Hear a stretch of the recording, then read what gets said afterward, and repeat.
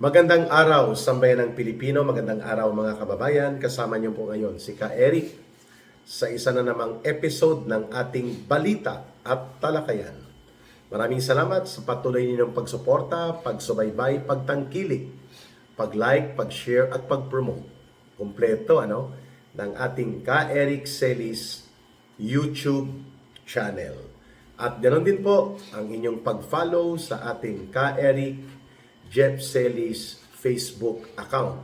Bagamat hindi po tayo muna nakakapag-live stream sa ating Facebook and most likely na-report po ito ang aking account na Ka Eric Jeff Celis dahil po sa ating mga critical posts against the administration of Bongbong Marcos Jr. Hindi po nila kayang tanggapin ang mga pagpupuna at mga pagpapaabot ng mensahe ng kritisismo ng mga ilang mga personalidad na kanilang tinatarget para patahimikin. At isa po dyan si Ka Eric sa pinag-iinitan nila, Marcos, nila Lisa, ng grupo nila, at pati nila Martin Romualdez dahil po patuloy tayong nagsisiwalat ng katotohanan laban sa pandarambong at pangungurakot na malawakang nagaganap at naganap sa ilalim ng gobyerno ni Marcos at nila Romualdez, and tuloy-tuloy din po ang ating pakikipagkaisa sa iba't ibang mga sektor ng lipunan upang sila po ay maimulat at maiangat ang kanilang kamalayan at sila ay makapagsagawa ng paninindigan para po sa pagbabago. Kaya nila pinag-iinitan ang channel ko, ang YouTube channel, ang ating Facebook account. Pero nandyan pa rin po kayo at patuloy niyo pong pinagkakatiwalaan si Ka Eric. Sa puntong ito ay bibigyan na natin ng pansin ang kumakalat na balita that Sunny Boy Trillanes, si The Big Joke Trillanes, ay gawa-gawa niya ang lahat ng kwento. Di umano mula kay Madriaga sa mga kwentong kutsero at pangbarbero na doon lang yung pinag-uusapan habang nag-aantay ka magpapagupit ng buhok mo. The Big Joke Trillanes. At pati po sa mga gawa-gawang kwento niya na tumatanggap ng regular na mga deposito ng pera, si former President Duterte, si Vice President Duterte, at kung sino pa sa mga Duterte family. Well, dapat po magpapatingin na si Trillanes sa clinical psychologist. Sa mungkahi ko lang ito dahil mukhang siya ay nagkakaroon na ng obsessive compulsive disorder or OCD sa sobra niyang pagka-praning at obsessed na pabagsakin, lumpuin at iparalyze po ang Duterte political group at ang Duterte political influence sa ating bansa. Kaya naman po, ito na lang, simpleng-simple lang ang tanong sa kanya ng taong bayan. Paano namin paniniwalaan yung kagaya ni Trillanes na ibinisto ka mismo ng iyong abogado dati na ginamit bago siya pumanaw? I'm talking about Attorney Jude Sabio.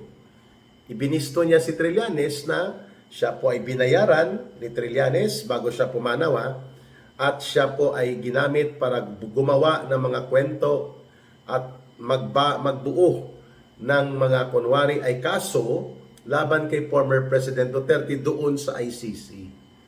And ang breaking point ni Attorney Sabio, according to the videos na kumakalat po dito sa mga internet at sa YouTube, na pati po ang pagsasagawa ng pagsisinungaling laban kay Pangulong Duterte at sa kanyang pamilya ay itinulak din po ni Trillanes. Kaya nga nagkaroon ng Bikoy-Pikoy story. Sa mga lingwahe po na mga colloquial term, pag sinabing Pikoy, it's not the bird na parrot. Pikoy means fake. Kaya Bikoy-Pikoy story. Naalala nyo pa yung kanyang ginawa na ang totoong narco list. Then ang aktor-aktura niya, si Bikoy, na ngayon ay nahuli sa Bicol, arestado po sa kasong double murder or multiple murder at kasong car carnapping dahil po sa rent-a-car tangay sindikato. Well, inamin din ni Bicoy na si Trillanes po, according to him, ang gumawa ng kwento mula sa kathang isip ng pangpelikulang direktor na bagay sa Viva Max movie. Viva Max. Di ba ka Eric pang porn yan? Hindi ko alam. Basta, parang gano'n ang gusto ni Trillanes na ang kamera nakatutok sa kanya and then bigyan mo siya ng superstar treatment na ginawa po ng Committee on Injustice ng House of Representatives para kay Trillanes. So the pattern are very too obvious. Ang script, very similar. Gumawa ka ng kwento para ang taong bayan, ang audience, ay magkaroon ka agad ng sudden attraction. Wow! 6.8 billion ang transaksyon na pumasok sa mga bangko ng mag-asawang Sara Duterte at Attorney Manscarpio. Ang kanilang sinasabi, pati deposits and withdrawal, ina-add nila. Tapos, 20 years halos, ang coverage ng kanilang iniladlad sa publiko para ipahiya si Sara Duterte. Ang impeachable years lang ni Sara Duterte, nagsimula lang sa 2022 hanggang 2026, 3 taon lang siya paano siya nagkaroon ng 6.8 billion transaction. Yon ay isa pa sa mga kriminal na kalokohan na ginawa ng officials ng Anti-Money Laundering Council at ng Committee on Injustice ng House of Representatives. Pero maliban po dyan sa discarding kriminal na palusot at propaganda attack na ginawa ng Anti-Money Laundering Council, nilabag nila ang Bank Secrecy Law, ang data privacy protection ni Vice President Sara Duterte at ng iba pang mga aspeto ng Anti-Money Laundering Act. Pupuntahan po natin sa iba pang diskusyon yan. Itong si Sunny Boy, the big joke, malaking biro or malaking katatawanan. Yun pong ibig sabihin. The big joke, Sunny Boy Trillanes. Sapagkat yung mga 10 taon na niyang paulit-ulit na ginagawa na Bicoy-Picoy story, yung itinapon na sa basurahan at nilalangaw na, kinukuha niya pa rin sa basurahan at gagamitin. Pag may pagkakataon na mabibigyan mo siya ng ala Viva Max platform na may mga kamera, tapos makabanat siya, babanat talaga ito si The Big Joke Sunny Boy Trillanes. Ang problema niya, 3 tanong lang, black eye na. Saan mo kinuha? Ang mga datos mo na si certain Sammy Oy ay drug lord. Sino nagdikta o gumawa ng tinatawag na Security and Intelligence Report? Anong citation mo niyan? Kung ikaw lang ang gumawa, din self-serving yan. Yan ba ay galing sa National Intelligence Coordinating Agency? Galing ba yan sa Directorate for Intelligence ng Philippine National Police? Galing ba yan sa Intelligence Service of the Armed Forces of the Philippines? Galing ba yan sa Philippine Drug Enforcement Agency na Intelligence and Profile Unit? Na si Sammy Oy na sinasabi mo ay drug lord? Ikaw lang naman yata nagsasabi. Nag-react ang maraming mga negosyante na nakakilala dito kay Sammy Oy at naaawa sila dahil alam mo na hindi ka makakasuhan dahil ginamit mo ang tinatawag na legislative protection.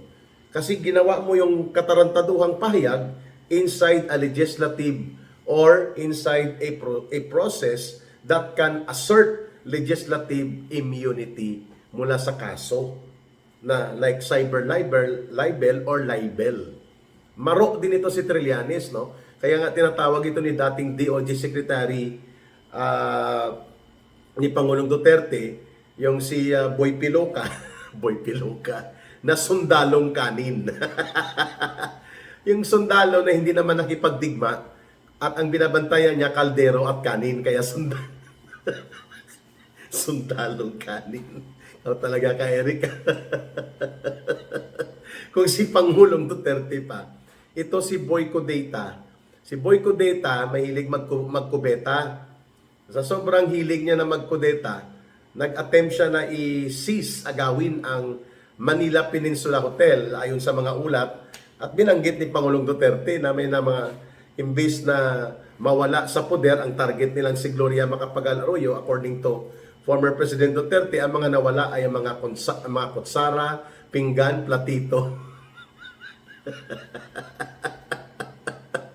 Kaya the big joke, uulitin ko lang po mga kababayan, yung 10 taon na niya, General Daos, sir, hi to you there, na kanyang hinuhugot sa basurahan, na teorya that Digong is the biggest drug protector in the country, kaya ginawa yung war against drugs. Inuulit-ulit niya. Doon pa lang hindi niya ma-establish. Is there any credible, validated, properly vetted, and officially established intel report na si Sammy Oy ay drug lord? Sabi ni Secretary Manny Piñol, gawa-gawang kwento yan ni Trillanes. Kilala namin si Sammy Oy as legitimate business leader and business in the community and businessman. Pangalawa, ito pong sagot ni Inday Sara sa kanya kay Trillanes. Sige nga, ipakita mo, sino nagbigay sa iyo ng mga bank deposits? Saan mo kinuha yan? Hindi ka naman bank manager.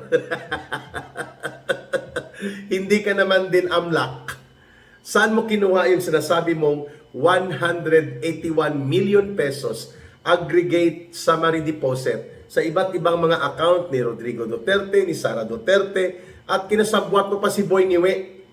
Sige na. yung grupo ng hilaw na komunista na si Boy Niwe, bata-bata ni Hontiveros, na nagdeposito sila daw sa account. Active talaga ito, hindi to fake account. So, kung active account, automatic na account para sa drug lord. Paano kaya naging PMA graduate ito si Trillanes? No? Hindi ko maintindihan. How can you prove something that is actual and real kung umiiral nga talaga yung account, pero gagawan mo ng kwento surrounding it na yan ay account deposit para sa mga deposito ng drug lord? Bakit? Ikaw ba ay anti-money laundering council din? Ikaw ba ay empleyado o bank manager na ang trabaho mo ay hawak mo ang mga deposits monitoring, ang mga deposit receipts? Diyan pa lang sablay na siya, no? Number 3, mga kababayan, natanong kay Trillanes, paano mo sinabi at masasabi na yan ay ginamit para sa drug lord protection? Granting for the sake of discussion na may mga perang gumalaw, paano mo sinabi yon na yon ay ginamit ni Pangulong Duterte para protektahan ang drug operation sa Pilipinas?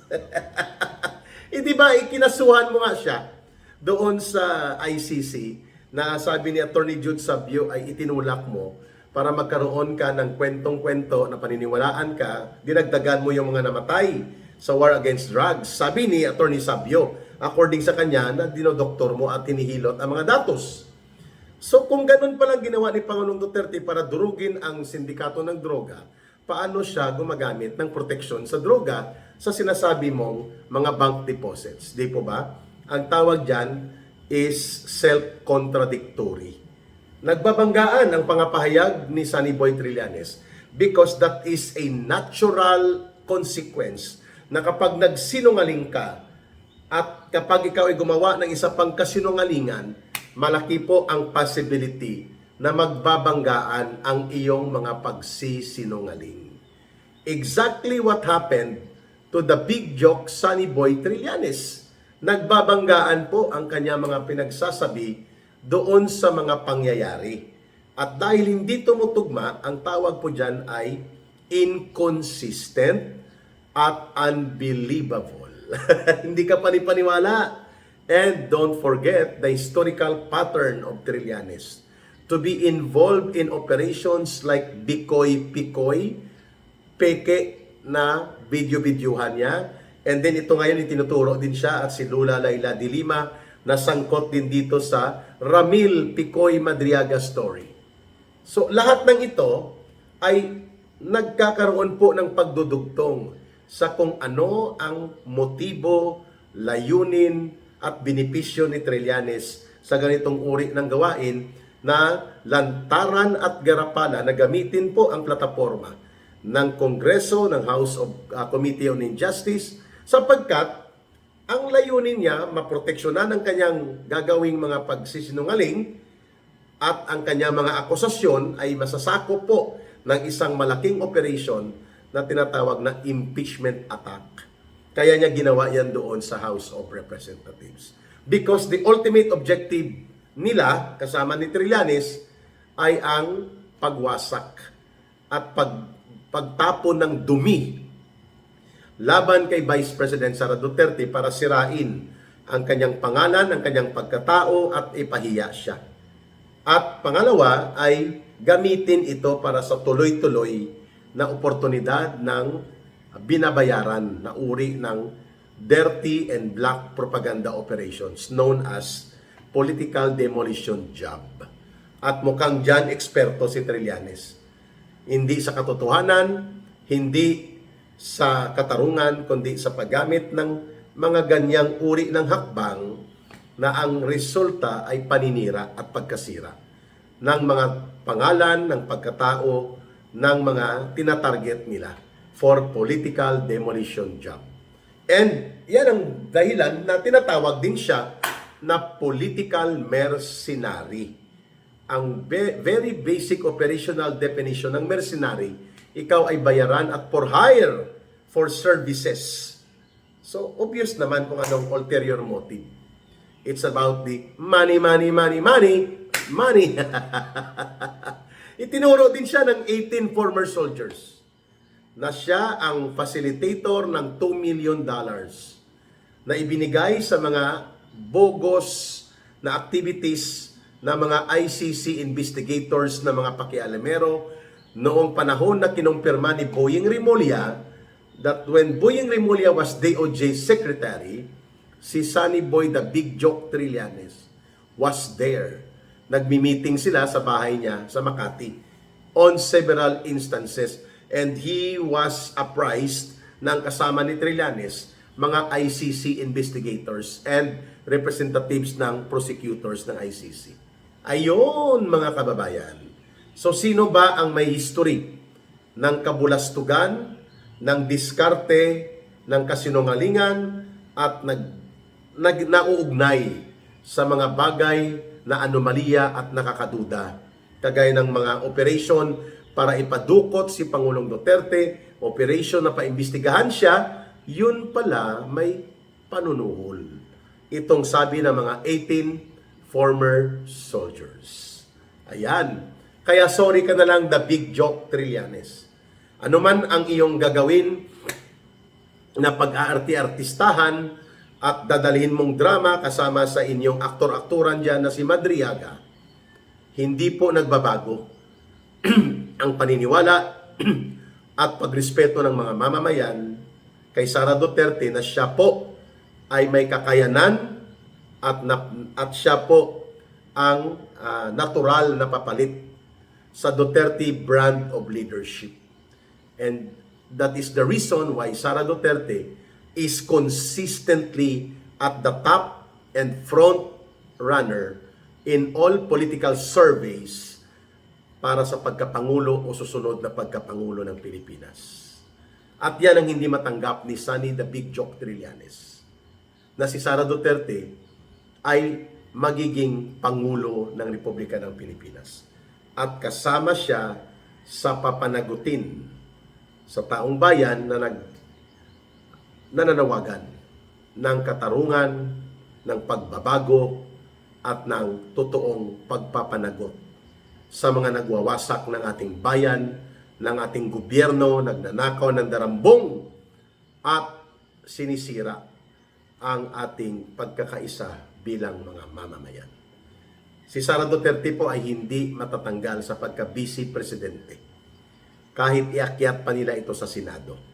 At don't forget, ang Korte Suprema pwedeng mag-rule na ang lahat ng ginawa kay Sara Duterte ay lack of jurisdiction in authority sapagkat iyon ay ginawa ng hindi naaayon sa kapangyarihang sakop pa ng House of Representatives o ng Committee on Justice. While the impeachment proceeding may be a constitutional process na nakasaad sa saligang batas, but it cannot be outside the constitutional provision to comply. Ayun. Kaya ang pagsisinungaling ay malalantad dahil hindi pwedeng tumayo ang kasinungalingan sa katotohanan na siyang naguhumiyaw na ang ginagawa kay Sara Duterte at kay Pangulong Duterte ay isang malaking pinunduhan nila Marcos at Romualdez na may mga aktor at players kasama po ang CPP, NPA, NDF, ang mga hilaw na komunista ng Akbayan, Yellow Pink Zombies, kagaya nila Trillanes, at ng mga bulok na politikong kasabwat sa sindikato ni Marcos upang magkaroon ng grand conspiracy to attack the Duterte brand of leadership by bringing down and paralyzing Rodrigo Duterte and Sara Duterte in their political influence sa Pilipinas. Pero baliktad ang nangyari, mukhang sikat pa rin at niyayakap ng mayoriya ng mga Pilipino ang Duterte brand of leadership na hinahanap-hanap nila. Maraming salamat po sa pagsubaybay at panonood sa Eric Celis YouTube channel at sa ating balita at talakayan bilang kaparte kayo ng ating mga audience. Don't forget to like, share, promote our channel, and follow me sa Eric Celis Facebook account and sa Bigwas ng Agila. Mahalin po natin ang bansang Pilipinas. Walang ibang magmamahal nito kundi tayo ring mga Pilipino. Para sa Diyos at sa Pilipinas nating mahal. May God bless everyone. And may Allah will be with those who are Muslim brothers and sisters. Maraming salamat muli.